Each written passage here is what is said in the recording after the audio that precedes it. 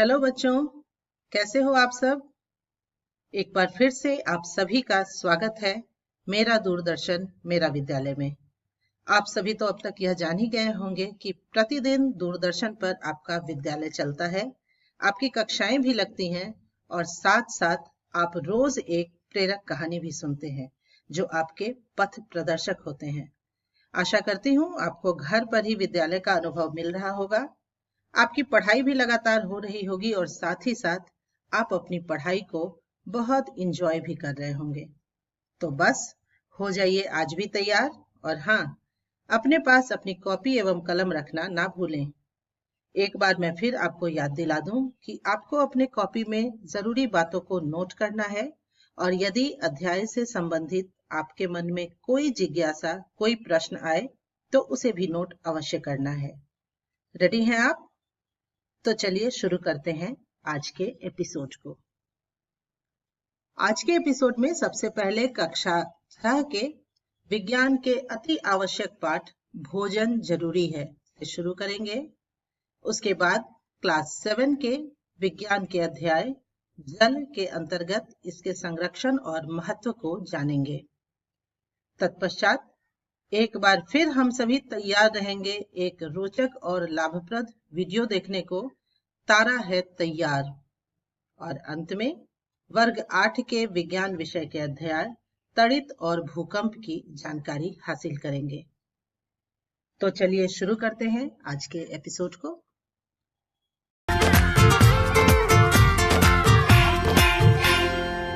नमस्कार दोस्तों, आज जो हम अध्याय करने जा रहे हैं उसका नाम है भोजन जरूरी है। आज हम इसका पहला भाग करेंगे। तो चलिए जानते हैं कि पहले भाग में हम क्या जानने वाले हैं। सबसे पहले हम बात करेंगे मुख्य पोषक तत्व के बारे में और उसके बाद हम बात करेंगे पोषक तत्व के कार्यों के बारे में। तो चलिए शुरुआत करते हैं खाद्य पदार्थ से, जो हमारा आखिरी अध्याय था। हम जानते हैं कि पूरे भारत में विभिन्न क्षेत्रों में विभिन्न प्रकार के भोजन खाए जाते हैं। जैसे दक्षिण भारत में इडली डोसा खाया जाता है, गुजरात में ढोकला, बिहार में लिट्टी चोखा, तो झारखंड में ढुसका और छिलका रोटी इत्यादि खाए जाते हैं। अब हमने खाद्य पदार्थ कैसे बनते हैं इन सब के बारे में इससे पहले वाले अध्याय में पढ़ लिया, पर इस अध्याय में हम जानेंगे कि आखिर खाद्य पदार्थ इतने जरूरी क्यों हैं। अब ये हम जानते हैं कि भोजन बहुत जरूरी है।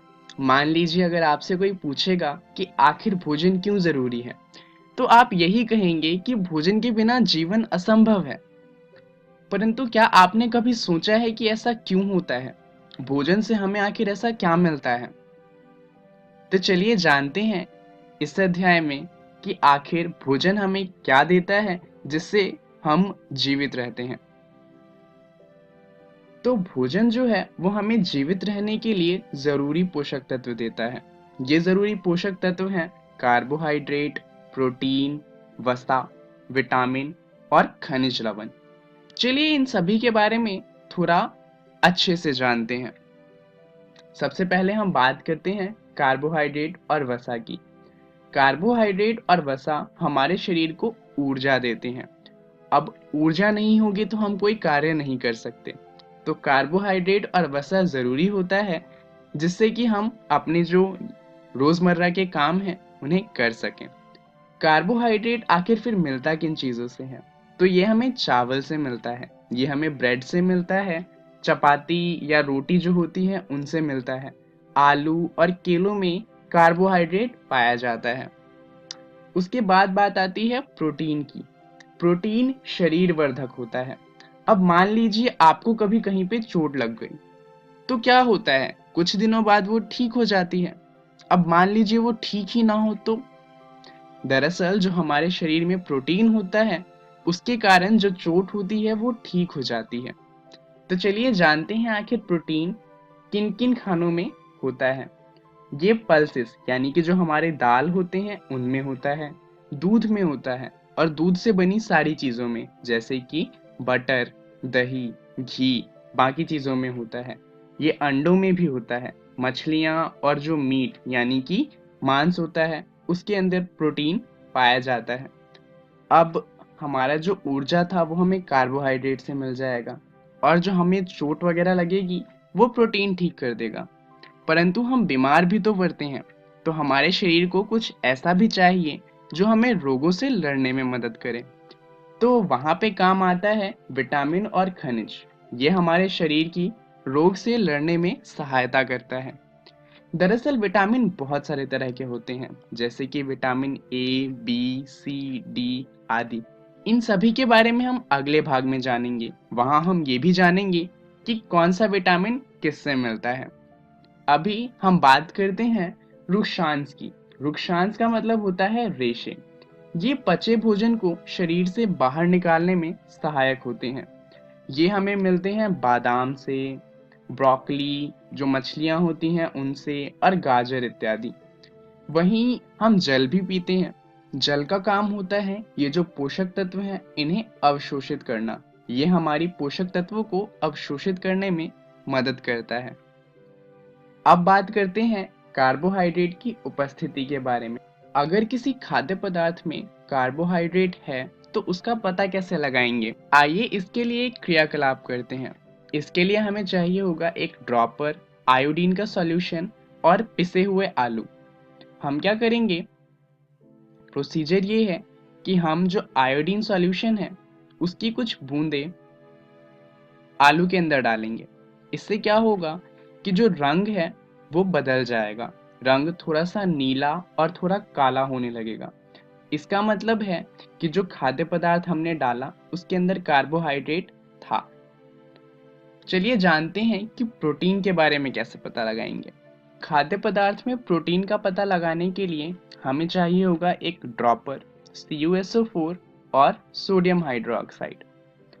हम क्या करेंगे कि हम टेस्ट ट्यूब में एग डालेंगे, क्योंकि हमें पता है एग में प्रोटीन होता है, तो उसका चेक करना ज़्यादा सही बनता है।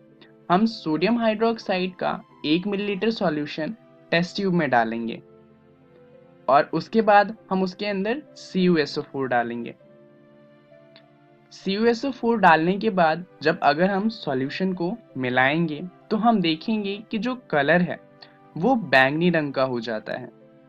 अगर कलर बैंगनी हो जाता है इसका मतलब है कि जो खाद्य पदार्थ था उसके अंदर प्रोटीन था।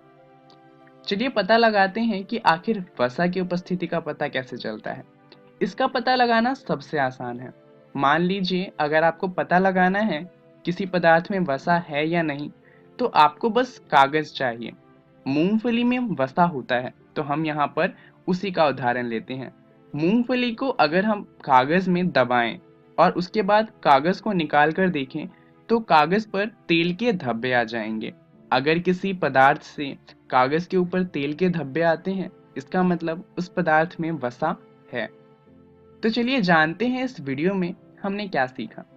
हमने जाना मुख्य पोषक तत्व के बारे में, जहां हमने मुख्य पोषक तत्व पढ़े कार्बोहाइड्रेट, प्रोटीन, वसा, विटामिन इत्यादि।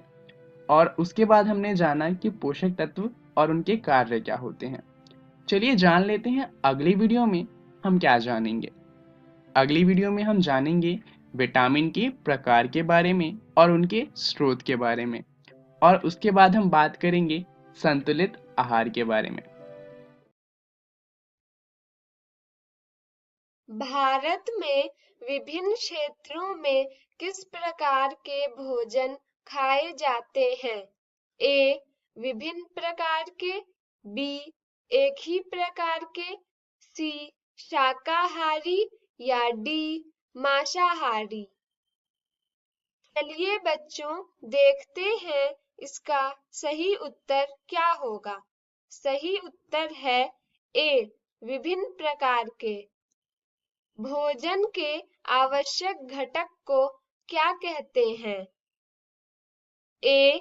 पोषक, बी. ऊर्जा, सी. ढोकला या डी. लिट्टी चोखा। चलिए बच्चों देखते हैं इसका सही उत्तर क्या होगा। सही उत्तर है ए. पोषक। कार्बोहाइड्रेट की उपस्थिति की जांच के लिए हम आलू के ऊपर किसका घोल डालते हैं?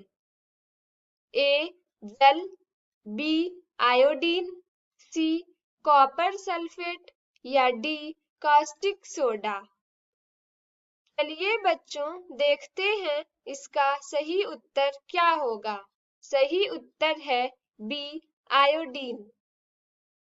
प्रोटीन की उपस्थिति की जांच के लिए किस अनाज का चूर्ण लेते हैं? ए चावल, बी दाल, सी गेहूं या डी मक्का। चलिए बच्चों, देखते हैं इसका सही उत्तर क्या होगा। सही उत्तर है बी दाल। कार्बोहाइड्रेट और वसा हमारे शरीर को क्या प्रदान करते हैं? ए ऊर्जा, बी प्रोटीन, सी वसा या डी उपर्युक्त सभी। चलिए बच्चों, देखते हैं इसका सही उत्तर क्या होगा। सही उत्तर है ए ऊर्जा। नमस्कार दोस्तों, आज जो हम अध्याय करने जा रहे हैं उसका नाम है भोजन सभी के लिए। इसका पहला भाग हम पहले ही कर चुके हैं। आज हम इसका दूसरा और आखिरी भाग करेंगे। तो चलिए देखते हैं इस भाग में हम क्या जानने वाले हैं। इस भाग में हम बात करेंगे जंतु के बारे में, जहां हम जानेंगे कि जंतु आखिर क्या खाते हैं, और उसके बाद हम बात करेंगे भोजन के रूप में पौधों के भाग के बारे में, जहां पर हम जानेंगे कि पौधों के कितने भाग होते हैं और हम किस पौधे का कौन सा भाग खा सकते हैं। पर चलिए एक क्वेश्चन यानी कि प्रश्न से शुरुआत करते हैं। प्रश्न ये है कि क्या सभी जीव जंतु एक ही प्रकार का भोजन खाते हैं? इस प्रश्न को हमने आखिरी जो वीडियो थी उसमें भी देखा था, और हमने जाना था कि सभी जीव जंतु अलग अलग प्रकार का भोजन खाते हैं, परंतु कैसे? चलिए उदाहरण लेते हैं। क्या आपने कभी किसी शेर को घास खाते हुए देखा है? अब शेर गली में तो घूमते नहीं, तो हमने नहीं ही देखा होगा, परंतु हम जानते हैं कि शेर घास नहीं खाते। तो घास आखिर कौन खाता है? घास को तो गाय खाती है, शेर थोड़ी खाता है। तो अब हमें ये पता चला है कि जो शेर है वो घास नहीं खाता, परंतु शेर मांस को खाता है, और गाय मांस नहीं खाती, वो घास खाती है। तो इससे हमें पता चलता है कि जो जंतु हैं वो अलग अलग तरीके का खाना खाते हैं। तो इससे जंतु अलग अलग तरीके के भाग में बांटे जा सकते हैं। चलिए जानते हैं कि वो भाग कौन कौन से हैं। सबसे पहले आता है शाकाहारी जीव। शाकाहारी जीव वो जीव होते हैं जो सिर्फ पौधों को खाते हैं। उदाहरण के लिए गाय और खरगोश। इसके बाद बात आती है मांसाहारी जीव की। मांसाहारी जीव वो जंतु होते हैं जो सिर्फ दूसरे जंतुओं को खाते हैं, ये पौधों को नहीं खा सकते। उदाहरण के लिए शेर और बाघ। अब कुछ ऐसे जीव भी होते हैं जो पौधों को भी खा सकते हैं और जीवों को भी खा सकते हैं। क्या आप सोच सकते हैं ऐसे किसी जीव के बारे में?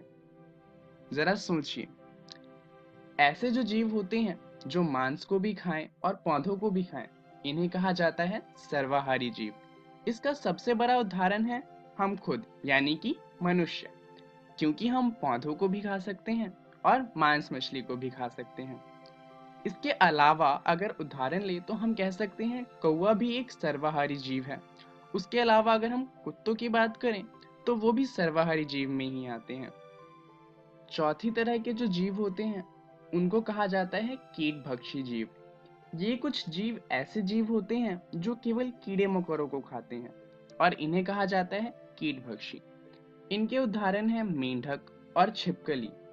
ये क्या करते हैं, ये जो छोटे मोटे कीड़े मकोड़े होते हैं ये सिर्फ उन्हें खाया करते हैं। तो ये हमने जाना कि आखिर जो जीव होते हैं वो कितने तरीकों के भोजन को खा सकते हैं। चलिए अब बात करते हैं पौधों के बारे में। तो आखिर हम पौधों की बात क्यों कर रहे हैं ये जान लेते हैं। दरअसल जो मांस और अंडे होते हैं ये हम उतना ज़्यादा नहीं खाते। अगर आप भी देखेंगे तो घर में मांस और अंडे उतने ज़्यादा नहीं बनाए जाते जितना पौधे बनाए जाते हैं। घर में हमेशा सब्जियां बनती हैं, साग बनते हैं और बाकी सारी चीज़ें बनती हैं। क्यों? क्योंकि जो पौधे हैं उनकी संख्या ज़्यादा है अगर हम बात करें मांस मछली से। तो अब पौधों के बारे में जानना ज़रूरी हो जाता है। परंतु सबसे पहला प्रश्न ये है कि पौधों के कौन-कौन से भाग खाए जा सकते हैं। अब ये जानने से पहले ये जान लेते हैं कि आखिर पौधों में होते कौन-कौन से भाग हैं। तो पौधों में एक तो पत्तियां होती हैं, दूसरा पौधों का तना होता है, पौधों में फूल भी होता है और कलियां होती हैं और जड़ें होती हैं। और अगर हम किसी और पौधे की बात करें जो थोड़ा बड़ा हो, तो वहां पर पौधों में फल भी होते हैं। तो ये तो हैं पौधों के भाग। चलिए जानते हैं आखिर हम कौन से पौधे का कौन सा भाग खा सकते हैं। हम आमतौर पर किसी पौधों के सभी भागों को नहीं खाते। हम किसी के पत्ते खाते हैं, तो किसी का तना, किसी पौधे का फल खाते हैं, तो किसी पौधे की जड़ को खाते हैं। तो चलिए जान लेते हैं आखिर हम कौन से पौधे का कौन सा भाग खाते हैं। पालक की बात करें तो हम पालक के पत्तियों को खाते हैं। वहीं अगर हम गन्ने की बात करें तो गन्ने की पत्तियां खाने लायक नहीं होती, उनमें कोई स्वाद नहीं होता। गन्ने का हम तना खाते हैं क्योंकि वो बहुत मीठा होता है। इसी तरीके से अगर हम बात करें चने, गेहूं और मक्के की, तो हम इनके बीज को खाते हैं। वहीं पे अगर हम बात करें गाजर और अदरक जैसे जो पौधे हैं उनकी, तो इनके हम जड़ों को खाते हैं। अब कुछ ऐसे पौधे भी होते हैं जिनके हम 2 या 2 से अधिक भागों को खा सकते हैं। क्या आप ऐसे किसी पौधे के बारे में सोच सकते हैं? चलिए एक उदाहरण लेते हैं।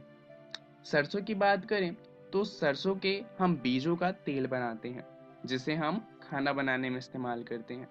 वहीं अगर हम सरसों की पत्तियों की बात करें तो इसका साग भी बनाया जाता है। तो चलिए जानते हैं इस वीडियो में हमने क्या सीखा। हमने जाना कि आखिर जंतु क्या खाते हैं और हमने जाना कि भोजन के रूप में पौधों के भाग। धन्यवाद।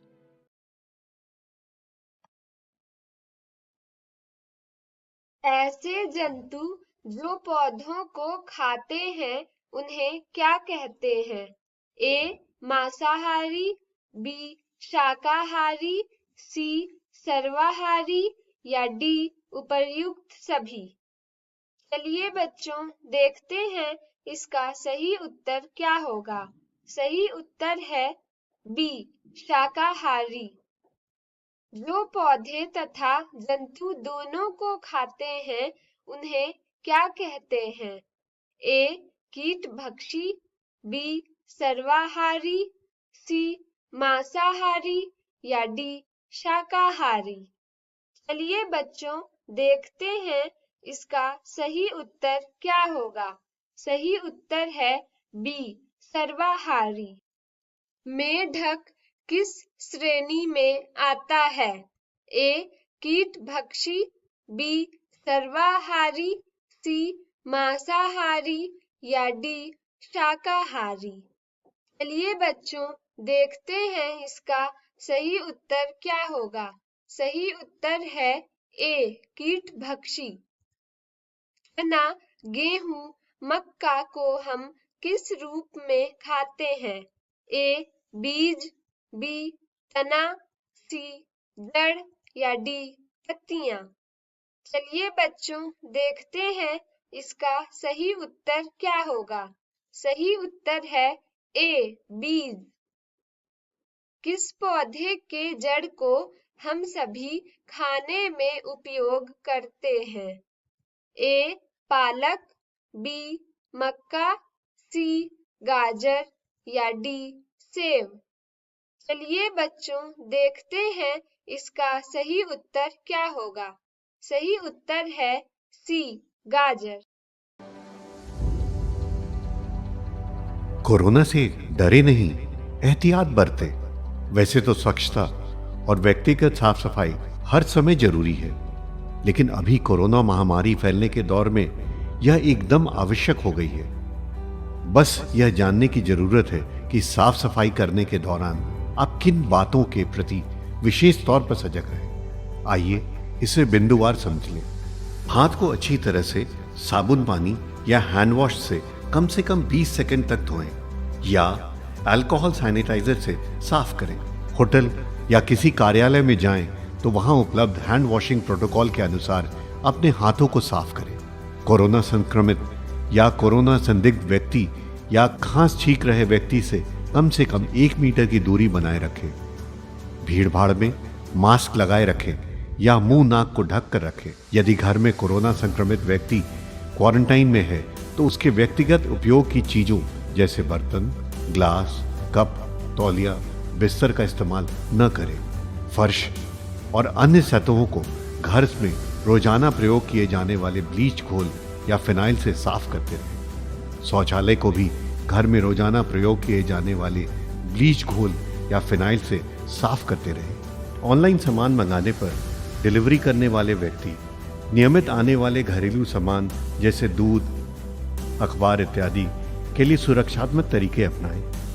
बस, ट्रेन, ऑटो, टैक्सी, दुकान के काउंटर के संपर्क में आने पर भी एहतियात बरतें। जनहित में जारी राज्य स्वास्थ्य समिति बिहार। अधिक जानकारी के लिए संपर्क करें टोल फ्री नंबर 104।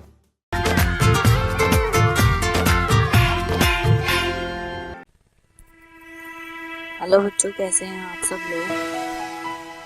पिछली वीडियो में हमने अध्याय जल का भाग 1 किया था।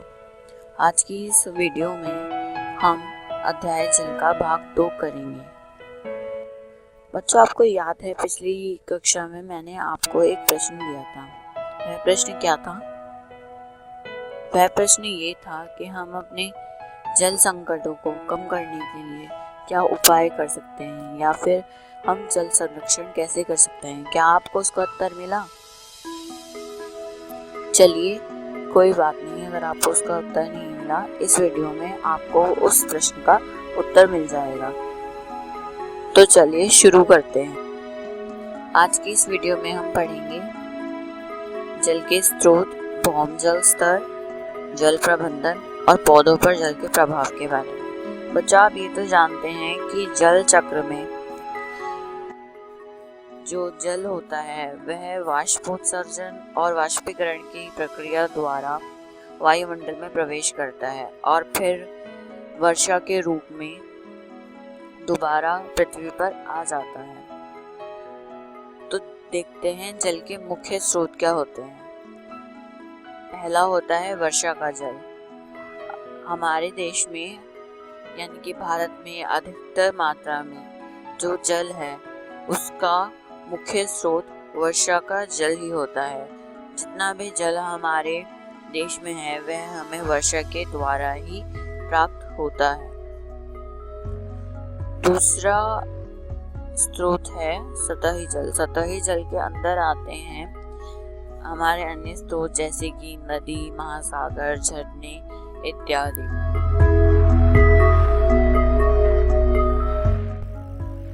वर्षा द्वारा प्राप्त अधिकांश जल सतही जल के रूप में नदियों, झीलों और झरनों में एकत्रित हो जाता है और जो जल बच जाता है वह भूमिगत जल के रूप में या फिर भौम जल के रूप में मिट्टी में रिस कर भूमि के नीचे चला जाता है और मिट्टी में रिस कर पानी के जाने की इस प्रक्रिया को अंतः संयोजन कहा जाता है। और जो सतही जल भूमि के नीचे उपलब्ध होता है उसे भौम जल कहते हैं और भौम जल की ऊपरी सतह को भौम जल स्तर कहा जाता है। अलग अलग स्थानों पर इसका स्तर अलग अलग होता है और इसी स्तर से हम नलकूपों या फिर कुओं द्वारा भूमिगत जल प्राप्त कर पाते हैं।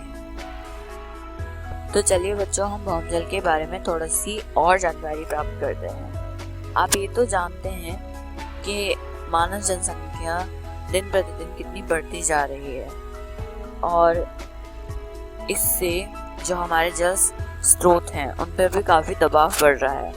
आप ये जानते हैं जो हमारे पास स्वच्छ जल उपलब्ध है उसका 70% जल सिंचाई में प्रयोग हो रहा है ताकि हम बढ़ती जनसंख्या की जरूरतों की पूर्ति कर सकें, और इस कारण से हमारे भौम जल में भी काफी कमी आ रही है। भौम जल के कुछ कारण इस प्रकार हैं।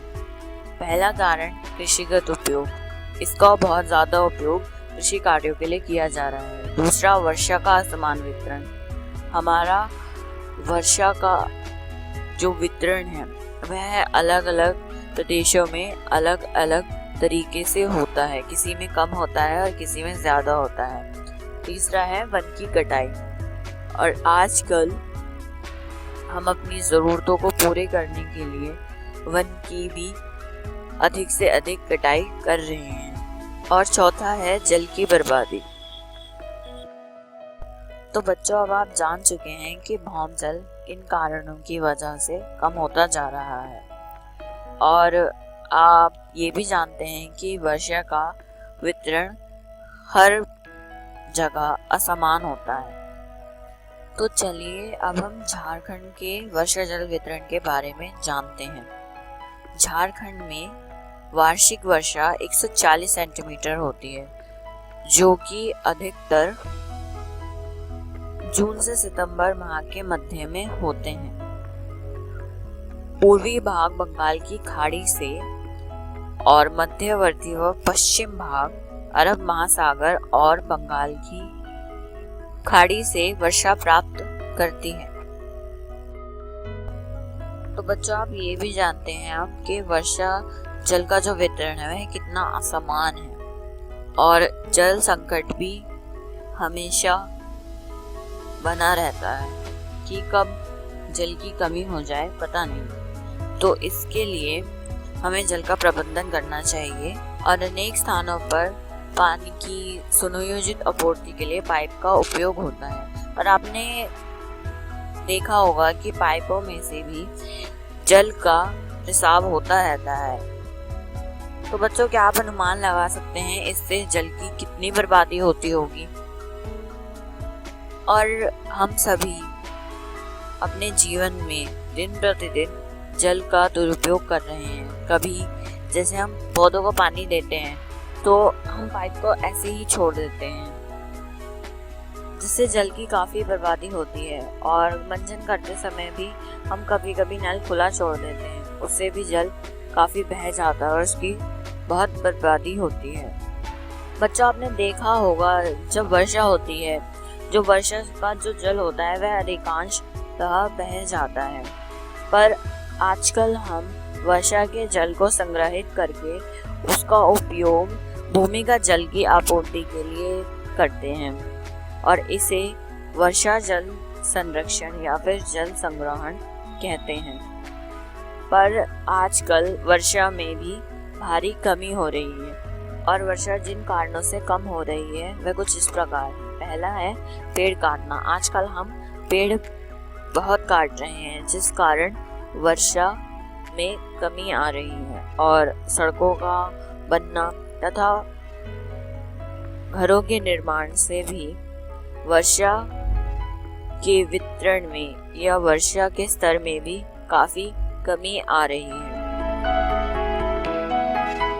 और वर्षा में कमी होने के कारण हमारे लिए जो उपयोग का जल है उसकी उपलब्धता में भी कमी आ रही है, और जिन प्रदेशों में खेती की जाती है उन प्रदेशों में किसान को भी जल की भारी कमी का सामना करना पड़ रहा है। परंतु सरकार ने इस समस्या से निपटने के लिए झारखंड जैसे प्रदेशों में ढोबा का निर्माण करवाया है, जिससे जल संग्रहित किया जा सकता है और बाद में उसका उपयोग सही ढंग से किया जा सकता है। बच्चों, आपने ड्रिप इरिगेशन के बारे में तो सुना ही होगा। ड्रिप सिंचाई योजना में क्या होता है? ड्रिप सिंचाई योजना में कम व्यास के पाइप द्वारा पौधों को पानी दिया जाता है, और यह पानी सीधा उनकी जड़ों को दिया जाता है, और इससे जो जल है उसकी बर्बादी भी काफी कम होती है, और पौधों को भी संपूर्ण मात्रा में जल प्राप्त होता है। और बच्चों, आप क्या जानते हैं अगर हम पौधों को पानी ना दें तो उन पर कैसा प्रभाव पड़ेगा? हाँ बच्चों, पानी ना देने पर पौधे सूख जाते हैं क्योंकि अपना भोजन बनाने के लिए उन्हें पानी की आवश्यकता होती है और प्रकाश संश्लेषण विधि में पानी का उपयोग होता है।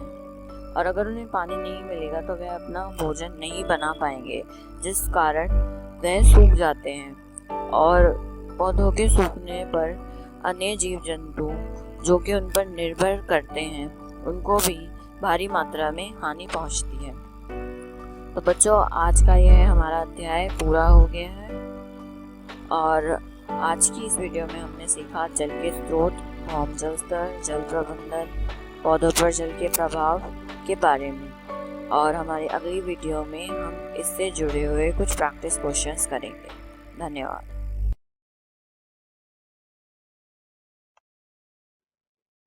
जल की 3 अवस्थाएं कौन कौन सी हैं? ए. जल, दाब और बर्फ। बी. जल, बल और वाष्प। सी. जल, बर्फ और दाब। या डी. ठोस, द्रव और गैस। चलिए बच्चों, देखते हैं इसका सही उत्तर क्या होगा। सही उत्तर है डी. ठोस, द्रव और गैस। जल के रिसने की क्रिया को क्या कहा जाता है? ए. जल संचय। बी. अंत संयदन। सी. भूमिगत जल। या डी. वाष्पीकृत जल। चलिए बच्चों, देखते हैं इसका सही उत्तर क्या होगा। सही उत्तर है ए. जल संचय। पृथ्वी से वायुमंडल तथा वायुमंडल से पृथ्वी पर जल के आवागमन को क्या कहा जाता है? ए. अग्नि चक्र। बी. वायु चक्र। सी. जल चक्र। या डी. इनमें से कोई नहीं। चलिए बच्चों, देखते हैं इसका सही उत्तर क्या होगा। सही उत्तर है सी. जल चक्र। नदी, समुद्र, झील इत्यादि से जल वाष्पीकृत होकर कहाँ जाता है? ए. वायुमंडल में। बी. भूतल में। सी. नदी में। या डी. समुद्र में। चलिए बच्चों, देखते हैं इसका सही उत्तर क्या होगा। सही उत्तर है ए. वायुमंडल में। भूमि के नीचे वाले सतही जल को क्या कहा जाता है? ए. भूमिगत जल। बी. वायुमंडल जल। सी. भूतल जल। या डी. समुद्र। चलिए बच्चों, देखते हैं इसका सही उत्तर क्या होगा। सही उत्तर है ए. भूमिगत जल। आइए बच्चों, अब हम सभी मिलकर स्वच्छता संबंधी महत्वपूर्ण बातों को जानें और यह भी ध्यान दें कि यह हमें स्वस्थ रहने हेतु कितना आवश्यक है। हम सभी तारा है तैयार वीडियो को देखकर यह प्रतिज्ञा अवश्य लें कि हम अपने आप को हमेशा स्वच्छ रखेंगे और किसी भी बीमारी को आमंत्रित नहीं करेंगे।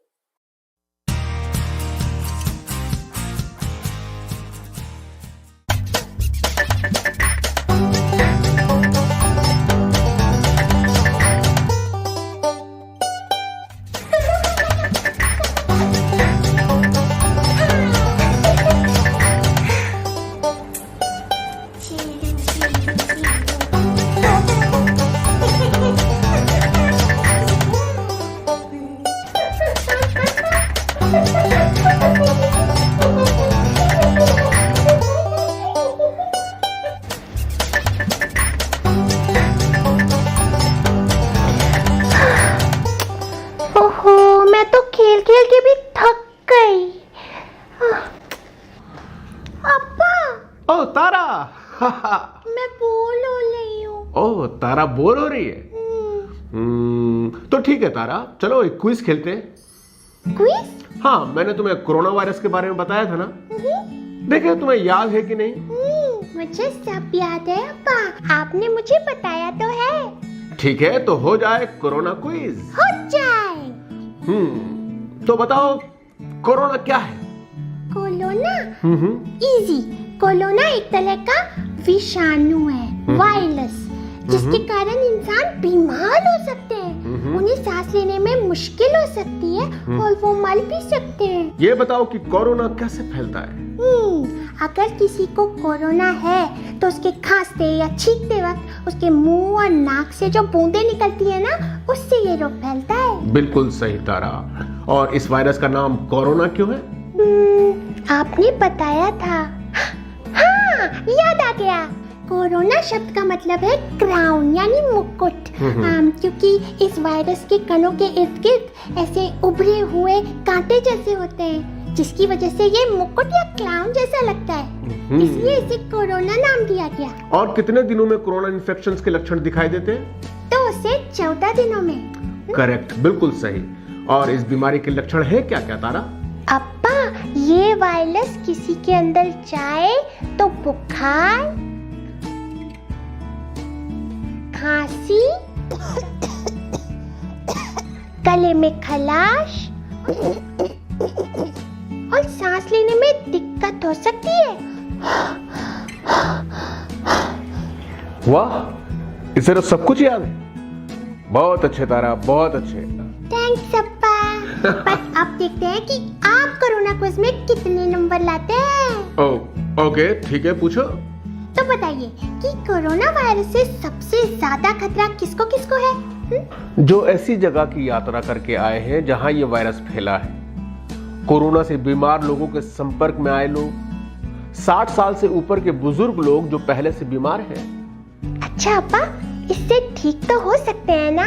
देखो तारा, वैसे तो इसके 80% मामले घर में देखभाल से ही ठीक हो जाते हैं, पर यह बात याद रखना कि इसकी कोई दवा या वैक्सीन अभी तक नहीं बनी है, इसलिए इससे बच के रहना है, ठीक है?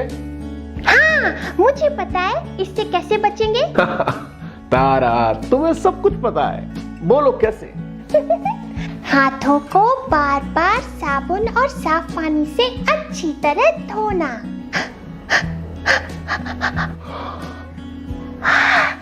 तारा, अभी मुंह, नाक और आंखें छूने से हमें बचना चाहिए।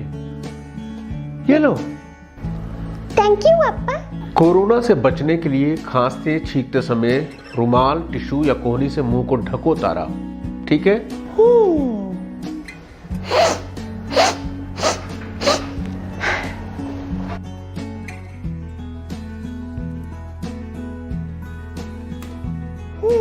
और हाँ अप्पा, खांसी, बुखार और सांस लेने में तकलीफ हो तो पहले स्वास्थ्य केंद्र की हेल्पलाइन पर संपर्क करना है और उनकी सलाह के अनुसार डॉक्टर को दिखाना है ना? हाँ, और ये सब खत्म होने तक घर पर ही रहना है, सबसे अलग। तो इसी बात पर मिलाइए आप। हाँ? तारा, ये क्या कह रही हो? कोरोना से बचने के लिए किसी से भी हाथ नहीं मिलाना, सभी को हाथ जोड़कर नमस्ते करो। नमस्ते, ऐसे सभी को हाथ जोड़कर नमस्ते करो और 1 मीटर की दूरी से बात करनी है, ठीक है? बताओ इसको क्या कहते हैं? हाँ पा, इसे कहते हैं सोशल सोशल डिस्टेंसिंग, दूसरों से सुरक्षित दूरी। सही बात बताने के लिए थैंक यू अप्पा। हाँ तारा, गलत बातों और अफवाहों पर ध्यान मत दो, नहीं तो कोरोना से बच नहीं पाएंगे हम तारा। तो आपको भी अब कोरोना के बारे में सब सही बातें पता है ना? हाँ? हम आपको ये बता रहे हैं क्योंकि हम ख्याल रखते हैं।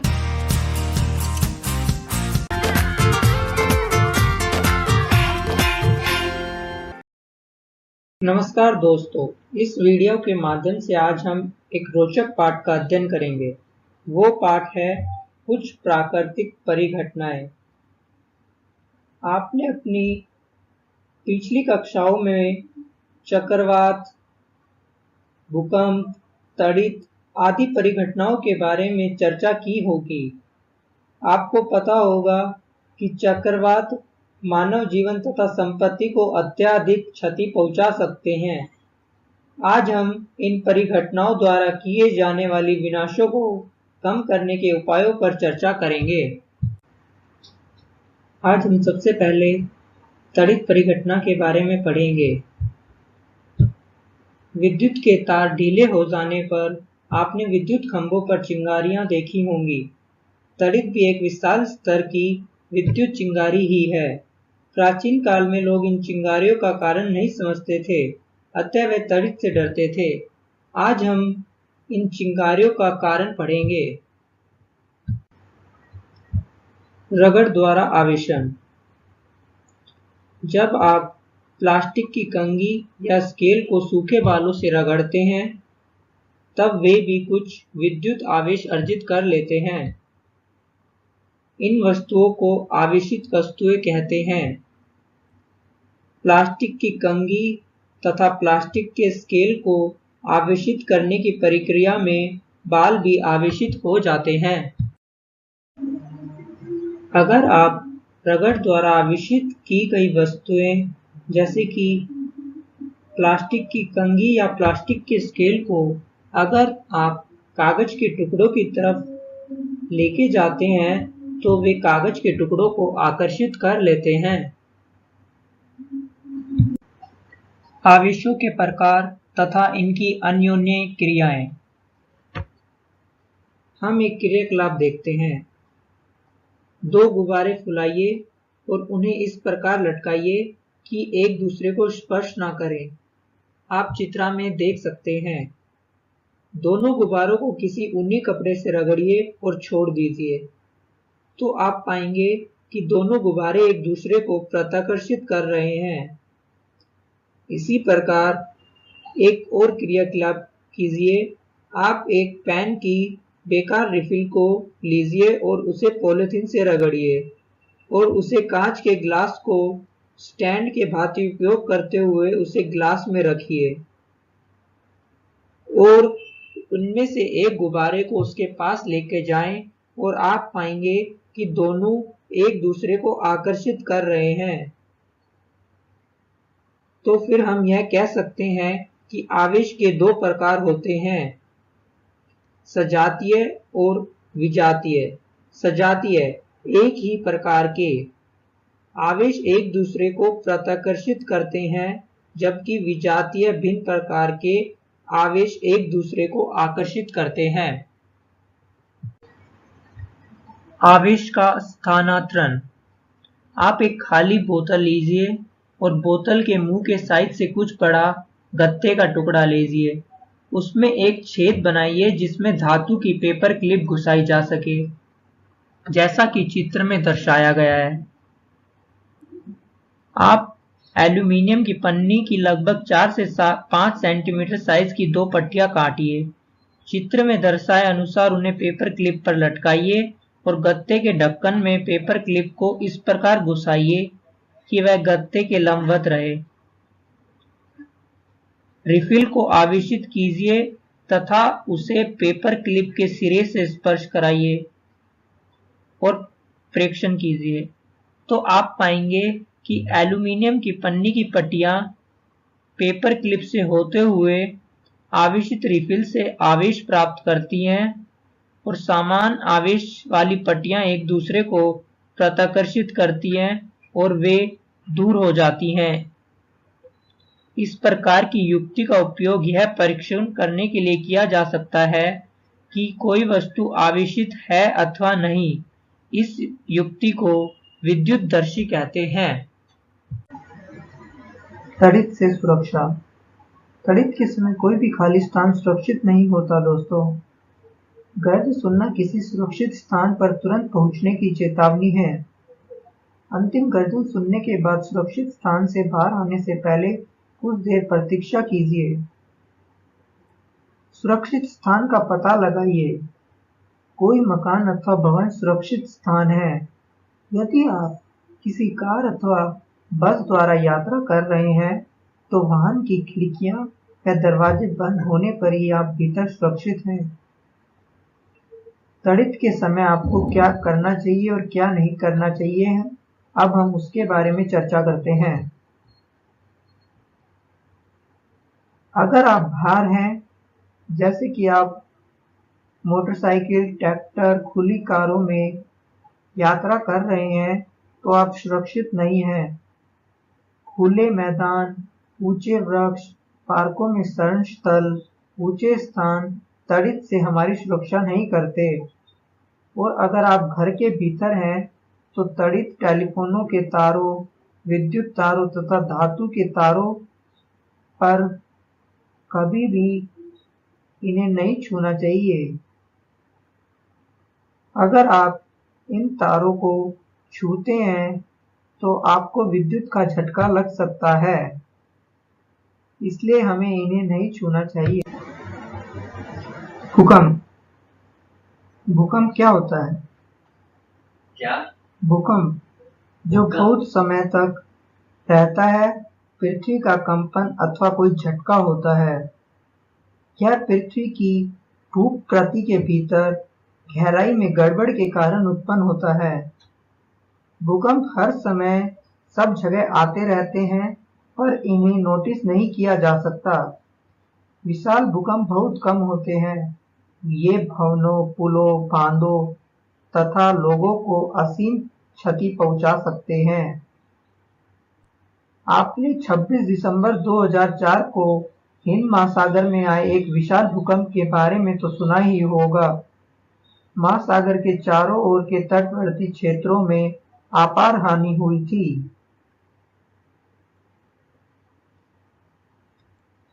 भूकंप से बचाव। यदि आप घर में हैं तो किसी मेज के नीचे झटकों के रुकने तक वहीं रहें। ऐसी ऊंची तथा भारी वस्तुओं से दूर रहें जो आप पर गिर सकती है।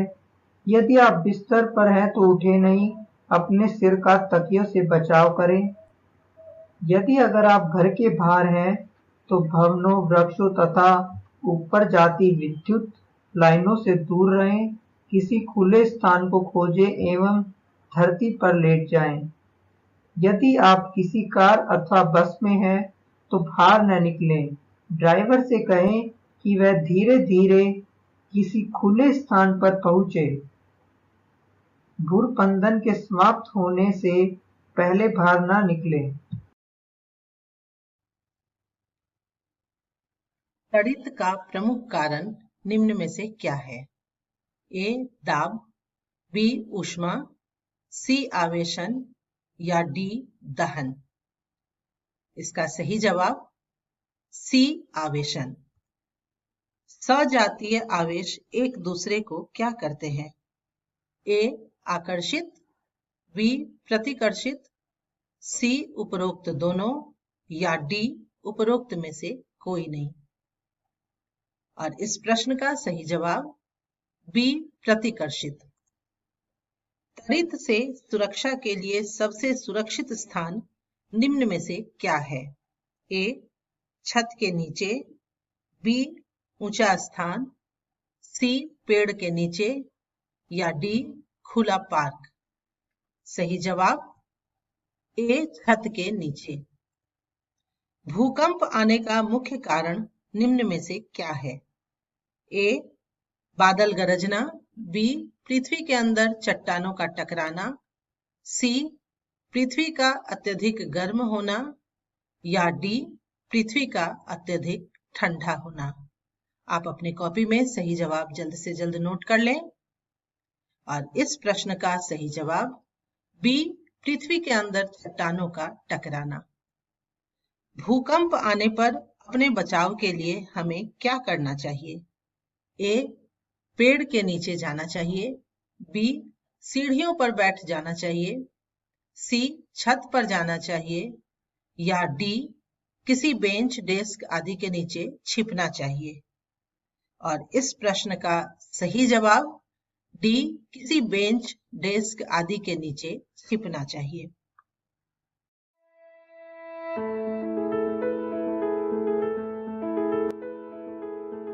कोरोना, डरे नहीं, एहतियात बरतें।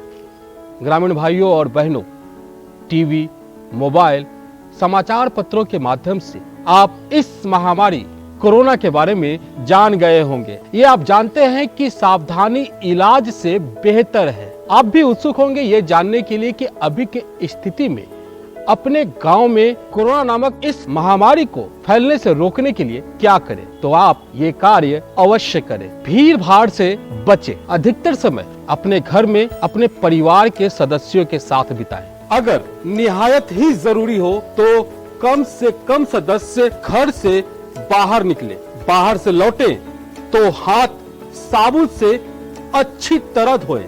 बहुत लोगों के साथ बैठने की आदत है तो उसे कुछ दिनों के लिए स्थगित कर दें। शादी, ब्याह, कोई भी बड़ा आयोजन अगर पहले से तय नहीं है तो उसे स्थगित कर दें। अगर तय है तो बहुत बड़ा आयोजन ना करें। समारोह में उपस्थित लोग एक दूसरे के बीच कम से कम 1 मीटर की दूरी बनाकर रखें ताकि संक्रमण ना फैल पाए। यदि बहुत आवश्यक ना हो तो धार्मिक, सामाजिक और सांस्कृतिक कार्यक्रमों को स्थगित कर दें, क्योंकि ऐसे आयोजनों में अधिक लोग इकट्ठा हो जाते हैं और संक्रमण का खतरा बढ़ जाता है। थोड़ा सा एहतियात, थोड़ी सी सावधानी से इस महामारी को फैलने से रोकें। राज्य स्वास्थ्य समिति बिहार द्वारा जनहित में जारी। अधिक जानकारी के लिए संपर्क करें टोल फ्री नंबर 104 पर। आशा करती हूँ कि आज के एपिसोड में आपको जो भी बातें बताई गई हैं उसे आप समझ पाए होंगे और जरूरी बिंदुओं को अपनी कॉपी में नोट भी किया होगा। बच्चों, आपको एपिसोड के शुरुआत में ये भी कहा गया था कि अपने सवालों को भी नोट कर लीजिए। आप इन सवालों को हमें स्क्रीन पर दिए गए ईमेल आईडी या व्हाट्सएप नंबर पर भेज भी सकते हैं। आपके सवालों का जवाब विषय विशेषज्ञ द्वारा दिया जाएगा। हमारा ईमेल आईडी नंबर है ramaavatar.singh1802@gmail.com और हमारा व्हाट्सएप नंबर है 9431043527। आज के प्रसारण को पुनः देखने के लिए आप YouTube पर सर्च कर सकते हैं मेरा दूरदर्शन मेरा विद्यालय, और इकोवेशन के चैनल पर डाली गई वीडियो को भी आप देख सकते हैं। यह प्रसारण आज 12 बजे के बाद कभी भी देखा जा सकता है। बच्चों, एक और जानकारी आपके लिए है जिसे सुनकर आप अपने इस प्रोग्राम में और अधिक रुचि लेंगे। आप सभी स्वरचित कविता, कहानी, पेंटिंग तथा छोटे छोटे वीडियो बनाकर भी हमें स्क्रीन पर दिए गए व्हाट्सएप या ईमेल पर पोस्ट कर सकते हैं। चयनित पोस्ट को हम समय समय पर आने वाले एपिसोड में प्रदर्शित भी करते रहेंगे। आप सभी के लिए अपनी कला को उभारने का भी यह एक सुनहरा अवसर है।